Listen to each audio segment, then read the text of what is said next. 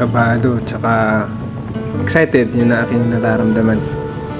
Panahon yan, sasakay ng aking bus puntang Dilasag, galing Cabanatuan.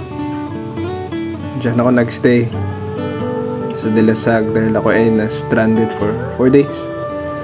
Diyan habang nag-aantay ng karga sa loob lang ng bangka hanggang madaling araw, palutang-lutang.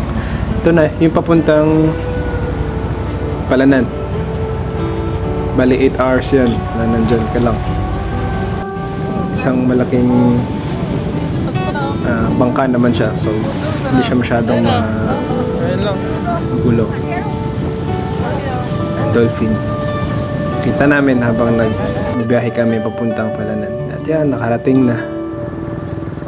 Dito ako ngayon. Palanan. Dito ako nag-stay. Ayan, airport. Ilog. Lukat. Ito ay yung Sabado sa bayan, sa bahay ni Ate Ivy. Diyan yung mga kabataan dun sa bayan. Ito na yung biyahe papuntang Dipagsanan. Ilog. Halos 3 oras din yan. Ang 2 kalahati. Ganda ng ilog. Kaya pa lang. So medyo maulan din. Kaya basa. Baba kami. Dahil sobrang baba ng tubig. Nakapanggat. Ganito lang.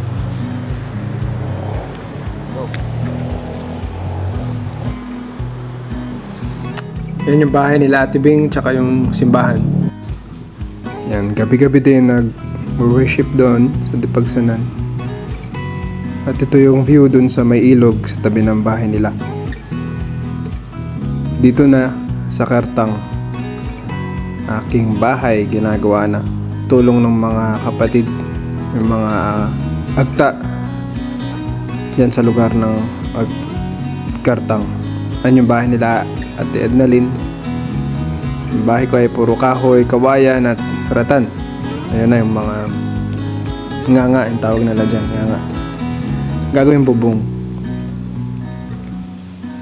Yung unang gabi ko dyan, wala kaming bubong, nilagyan lang namin ng trapal.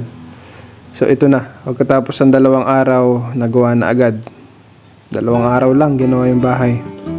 Si Nanay Perling gawa ng aking bubong. Ang ulam for ngayong hapon.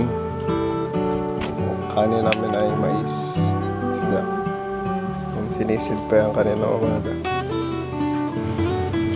Yan, nagsimula na rin kami mag Bible study tuwing gabi. Nagsimula kami sa Genesis 1. Yung mga unang araw kasama pa namin si Kuya Borge. Madami pa nangyari ngayong month pero hindi ko pa na-record. Susunod, mas ayusin ko yung paggawa ng content para ma-share ko din naman sa inyo yung mission dito sa Palanan.